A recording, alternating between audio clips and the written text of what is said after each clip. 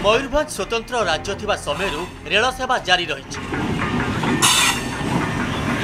1904 रे तत्कालीन महाराजा श्री रामचंद्र भंजदेव शासन काल में मयूरभंजवासी को रेल सेवा मिली।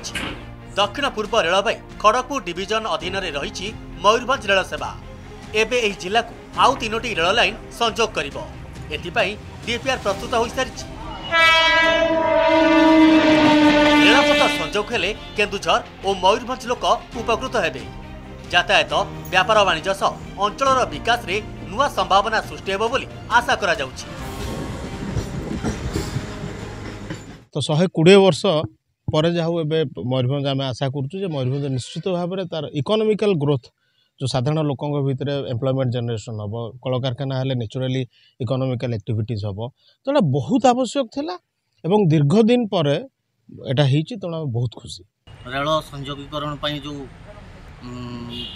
व्यय बराद हिच से ता द्वारा आमर डायरेक्टली आम यापर मयूरभंज रो ही आम आमर जो उत्तर भारत जो जाती काश्मीर हो जिम्बा आमर दिल्ली मेन जो राजधानी सेठको आम सुरखुर पहुँची पारबा।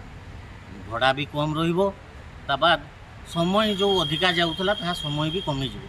निश्चित पक्षे यह स्वागत योग्य पदक्षेप आम मयूरभंजवासी हिसाब से या प्रशंसा करवा। बुड़ामरा चाकुलिया 60 किलोमीटर नुआ ब्रॉडगेज रेल लाइन पर खर्च हेबो 1639 कोटी। बांगिरीपोषी गोरु महिषणी 86.5 किलोमीटर ब्रॉडगेज रेल लाइन पर 2549 कोटी व्ययबराद होता बेले बादामपाड़ केन्दुझर 82 किलोमीटर रेल लाइन पर 2107 कोटी टंका व्यय अटकल रही। मोट 6295 कोटी टंका खर्च रे 2030 सुधा रेल लाइन संयोगीकरण काम शेष करने को लक्ष्य धार्य करा जायछि। नुआ रेलपथ उत्तर ओडिशा विकास रे बेस सहायक हेबो बोली कहिसथि पूर्वतन केंद्र मंत्री विश्वेश्वर टुडू।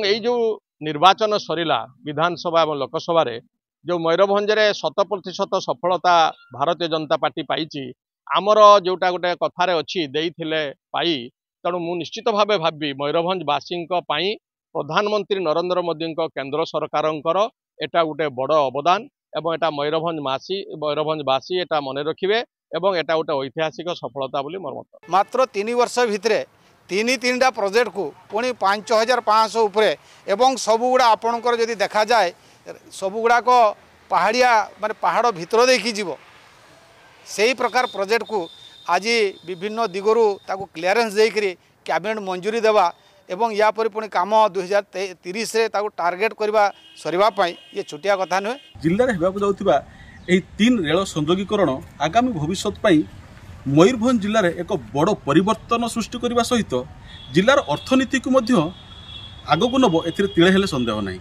बारिपदार दल गोविंद बारी कनक।